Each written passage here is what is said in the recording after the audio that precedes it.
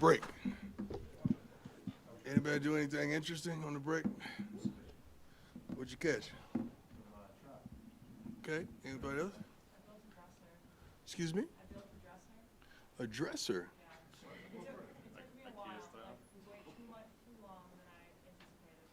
Also. That's good. Anybody? Played in my flag football Final Four, but I lost. You did what? Played in my flag football Final Four, What position? pass rusher.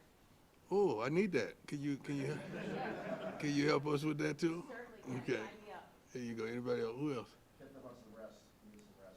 I did too. I bought a couple ATVs though. I got this one Can-Am that's pretty cool. I love it. I got a chance to. Yeah, I got I'm a country boy with a city swag, man. So I'm an acreage whore. So I love acreage. So I'm in the process of trying to purchase more. So I wanted to check it out. But I got to ride around on my new ATVs. Yeah. So that was good. I had a good time, got some rest. Here we go. Let's get to academic students of the week. Morgan Pearson, freshman from Oklahoma, exploratory studies. And Cameron Warchuk, which I love, sophomore, Norco, California, communication. Okay. Last week was Braden Keith with business, and Amari McNeil from Swanee, Georgia, which we practiced at with the Falcons, sociology. Also, mid-season honors thus far, Travis, mid-season All-American by Sport News. Travis and Shador and Mark Bassett, our beloved punter, named mid-season all-transfer team. They just making up stuff now. Travis was also named Lot Impact Trophy quarterfinalist. Shador was named both the Davey O'Brien and Manning Award mid-season watch list. Xavier Weaver was added to the Belinknikoff mid-season watch list. Mikey Harrison, CU's nomination for the Burlsworth Trophy, college most outstanding player who started as a walk-on. I love that. TV notes, UCLA, games on ABC, our fifth game on network television, most in CU history. Oregon State been picked up by ESPN next week. 8 games on either network TV or ESPN, most in CU history. Sellouts, UCLA go to CU game and sellout on October 17th with almost 70,000 tickets sold. To run 8 straight games playing in front of a sellout crowd is a record. CU is only one of 5 teams that have played in front of sellouts in every game this season, including Iowa, Georgia, Tennessee, and Notre Dame, which is phenomenal. Now, let's get to business. Let's go. Got a question? Brian? Hey, Coach. Brian Howell from the Boulder Daily Camera. I know I asked you, like, when that game ended, like, if it was a good time for a bye week. You said, no, it's not. But now that you guys have had it, how much do you think this team needed that rest and to get away and to I don't think we needed to get away and we needed rest. We needed to maintain and keep on going. Yeah, it's just like you break up with a relationship. You need a bye week, you want to keep on going. I want to keep on going. I want to keep on moving. I want to keep on progressing. I want to keep on going forward. That's how I'm built to go forward. That's how man and woman is built to go forward. And we're thankful. We're appreciative. We didn't have many injuries. I think we're going to get maybe a couple players back due to injuries. But overall, I think we've been pretty good injury-wise. Coach, Monica Costello. How you doing, Monica? Associated Press. Fine, thank you. I want to ask you, as a longtime baseball player, where sign stealing is considered an art, now as a football coach, where do you see, and then you see where Michigan is? I don't know how accurate that stuff is. Right, And, but what are your thoughts? I mean, everyone's trying to get an edge. I mean, everyone's trying to get whatever edge they can. You could have someone's whole game plan. They could mail it to you. You still got to stop it. You still got to stop it. So in football, it's not as pronounced as baseball. If I know a curveball is coming, I got you. You know, with football, I don't give a darn if you know a sweep is coming. You still got to stop it. Physically, it's a physical game. You got to stop it. So that's a little tough. I don't buy into a lot of that stuff that someone's stealing this, stealing that. I don't buy into a lot of that stuff. You still got to play the game. Back in our glory days with San Francisco as well as the Cowboys, you know darn well Emmitt Smith is getting the ball. You know darn well Mike Irvin is running the comeback. You know darn well Jay Novacek is going to do what he's going to do, and you couldn't stop it. It is what it is. Stop it. Hey, Coach. Mick Miller, Fox City 1. What's going on, boss? How you doing? Two shoes. I see you. I'm back a little bit. You back? How do you evaluate whether players love the game or like the game, and can you motivate the players to love it if they only like it, or is that the standard that you've set and you're just going to stick with what you want? Actions speak louder than the words. You can say what you love, but if your actions don't line up with that love and that display of love, that's a problem. You can't measure the heart in football or in physical sports. So that's the thing that's missing, the heart of it. So when you're talking about love, you're talking about accompanying that with your heart, playing with your heart. And you could tell by the locker room or how some guys practice them, how some guys feel the pain of it if we don't win, how their heart is in it. And that predicates love to me. But it's tough to detect that. I wish we could detect the heart. We'll put every recruit that we have on a heart monitor and see where they are. It would help us tremendously in recruiting the heart. That's tough, though. Hey, Coach. Troy Finnegan, CU Sports Report. Turning to this week for just a moment. You prepared for two quarterbacks against Stanford, but this week you don't really know who the starter is going to be. Chip Kelly said Dante Moore's banged up. Right. He didn't play last week. What does the preparation look like when you really don't know? You're kind of in the dark on that. Well, you prepare for the team. You're not preparing for an individual. For us, it's daunting because you would prepare for someone like Shador and the plethora of receivers that we have. With them, you prepare more for their coach. Their coach is phenomenal. I'm a Chip Kelly fan. I really am. I love what he's brought to college football. I love what he's brought to football, period. I met him. I took Shador on a visit there, a camp. I think I took Shador to a camp there, and I remember, having dialogue with Coach Kelly and just what he brought to the table. So I respect the heck out of him, and I really admire his accomplishments thus far in the game of football, not just college, but pros as well.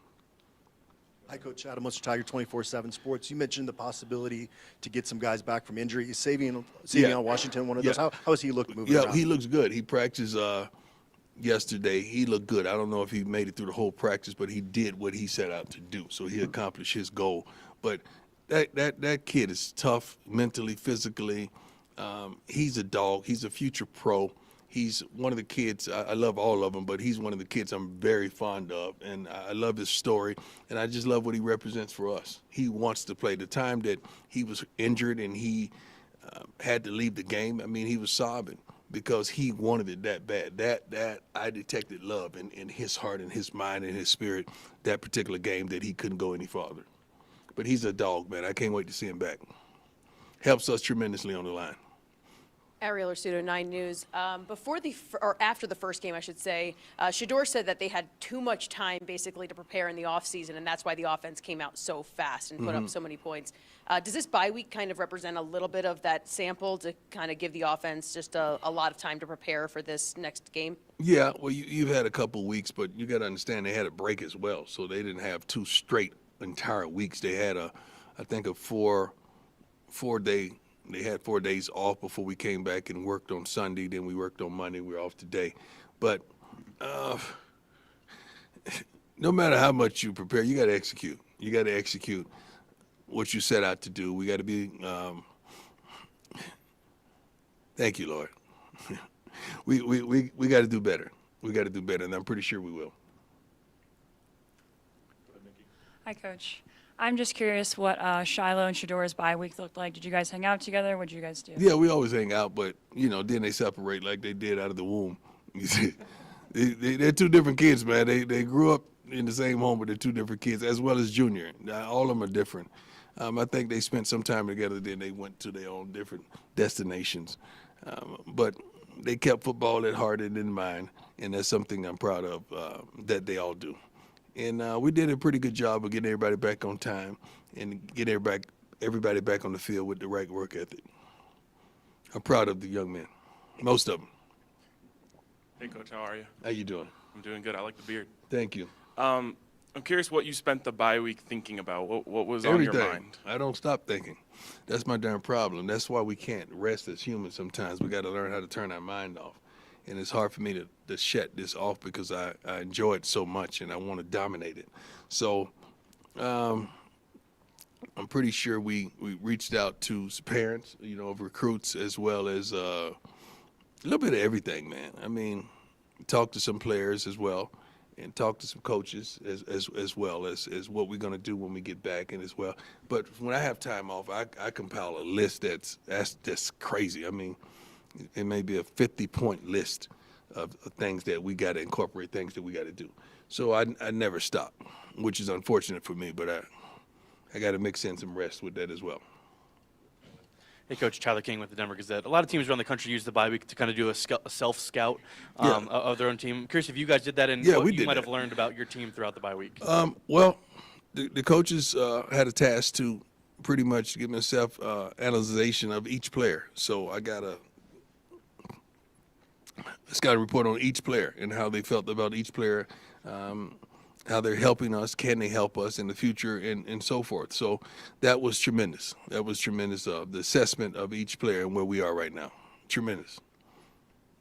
Hey, Coach, Jake Schwannis, DMVR. I guess against Stanford, we saw Trevor Woods playing linebacker. I'm just curious what his role is moving forward. Trevor is a player, man. You got to find a way to utilize him the best of his ability, his strengths, and keep him at the place where he could be a force. He's smart. He's tough. He's physical. He's an asset. So we got to find a way to keep him on the field. And that was one of the ways we found to keep him on the field. And he's smart as I don't know what. So he's not only doing his job, he's helping other guys do theirs by keeping them straight, making sure they know what they're doing. Coach, Matt Smith, 104.3 The Fan, kind of building off the bye week questions. When you had a chance to look back, how did you feel that the season has gone so far compared to your expectations? My expectations are lofty. So you know darn well how the season's going with my expectations. It depends on your expectation. You can't mix my expectation and your expectation because they don't coincide. So you know what mine are. I know where I feel like we should be record-wise, and I know what we can accomplish. I just want to put it all together one game and give it to you and display it. When you looked at the Stanford film, since we haven't had a chance to speak to you since then, was there a common theme that kind of stood out to you about maybe when things got snowballing, what ended up happening? What did you see from your perspective? Penalties. Self-inflicted penalties. But we did a whole synopsis over penalties for the whole season. Each game, breakdown by game breakdown. What are the most penalized groups? What are the least penalized groups? What are the penalties? What do they consist of? Are they before the whistle, after the whistle type of penalties? So we know all of that. So we have addressed all of that and addressed the individuals that are consistently being penalized, and how we're going to improve that here on. We've addressed it tremendously, and you should see a tremendous improvement this Saturday. How do you coach discipline? Seems like that discipline. Could be a bunch of different ways to go Discipline about it. does not just start on the field. Discipline starts off the field, and they carry it on the field. A dude that's undisciplined off the field, he's going to be undisciplined on the field. You can't allow that, and that's something that we got to address. Because if you're late to this, you're pretty much going to be undisciplined with that. If you're not consistent in following your assignments and alignments in this, you're going to be inconsistent when everybody's sprinkled in the stadium of that. So inconsistencies it's consistent with who makes those mistakes. Hi, Coach. Michaela Herbst, CU Independent. You posted on Twitter that you have to completely get out of your comfort zone and try something new. What can the players take away from that statement? I have no idea. When I post, it's what God gives me. It's not for you or you or you. It's not like that. It's just something that comes up in my spirit that I've been doing this for during the 30 years. Every day, Monday through Friday. I'm off on weekends. So that's what I normally do. So it's not a personal attack of someone or some group or some organization. It's just whatever comes in my spirit when I wake up. That's where that derives from. I don't know what they could glean from that. I hope they glean something. I hope not only them, I hope we all, as a people, glean something from that. Coach Jimmy Searfoss, 24/7 Sports. Y'all picked up quite a big name in the quarterback world, recruiting-wise, over the bye week. How important is it to get the quarterback when it comes to recruiting a class? Well, quarterbacks, everything. You look at college football right now, and you look at the consistent quarterbacks, and you'll see consistency in the records. And you look at even the Pac-12. You look at the quarterbacks. All the teams that are winning the most, that have been together for a multitude of years, not just the first year in a team like us, but they have a consistency at quarterback. And that's tremendous. So you want to get a young guy in that could preferably learn from your stud, so he could emulate and imitate that and go on and carry us to places that we hadn't gone before. But that kid is tremendous. Mother and father's tremendous. His family raised with love and respect, and a very admirable kid. I can't wait to get him in-house, and let's get to work with him. He's gonna change the game in several aspects. Time for 2 more. Go ahead, Ariel. So this happened about a week ago, but I haven't had a chance to talk to you yet. Saturday Night Live parodied you. Yeah. How do you think Keenan did, and maybe who has done the best parody over the course of your career? I'm a fan of Keenan. Let's just get that straight. I love him. I love what he's brought to comedy over got to be over a couple decades now. It seems as though. I had the pleasure and the honor to host Saturday Night Live before, and I will never forget those moments. But it was good. The person who I think has me down the most is what's his name? That's a good one. That's a good one. No, I was thinking between these two guys, but I got to give it to Lou Young. Lou. I hate to admit it, but Lou is good. Lou Young is really, really good. Shiloh's all right. Yeah. Good question. Hey, Coach, just a couple quick ones. First off, with Trevor playing linebacker now, what role does that leave for Juwan Mitchell? Like, what's his status at this point? He has to get it together off the field. Not just on the field, off the field. That's it. And then another question is, a linebacker you played with, Ken Norton, with the 49ers. He's now coaching at UCLA. What are you seeing out of that defense that he's coaching now, those linebackers? Well, it's phenomenal. I mean, that defense that they feature is a pretty darn good unit, especially statistically. But it starts with the front four, and that linebacker core. They get to the ball. They play just like their coach. They really do. So I'm proud of Ken. I played with him for a year. He was phenomenal. He was one of the best. He and Plummer, other linebacker, that year. And I just have fond memories. I don't know why he's not a head coach. I don't know if he's been given the opportunity, but I know he's been a coordinator before. I know he's been a myriad of things. To me, Ken Norton should be a head coach somewhere. He should. What you got, baby? Who calls the coin flips? Shador. Has he missed one yet? Probably not. Well, it's not that he missed. I mean, sometimes he don't get the call. The other team gets the call, but they miss it. So we get the choice. We get the choice. It's ironic that I like the ball in the second half. I like to defer. I like the ball in the second half because usually, you get the ball and take it down and score the second half. And you could do the statistics on that. And oftentimes your team wins. So, but Shador's done a good job of that. I'm pretty sure he's not going to let nobody do that. He's been doing that for a long time now. Tails never fails. That's our secret. Thank you and God bless.